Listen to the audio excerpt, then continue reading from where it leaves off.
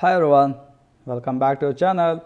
In today's video I'm going to show how to delete your repository from your Docker Hub account.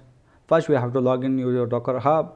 Once you log in, click on the repository on the left and here select your repository what you delete. I'm just going to delete the Tomcat. Just click on it. It moves to the page.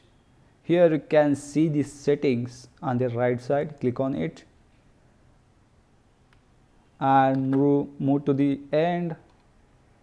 Here you can see the deleting a repository will destroy all images stored within it. This action cannot be undone.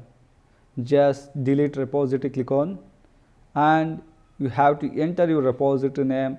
If you don't know about your repository name, just here going to copy this thing and paste it over here and click on the delete repository forever.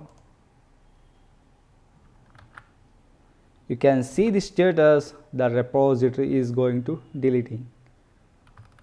This is a short video to understand how to delete the repository in the Docker Hub.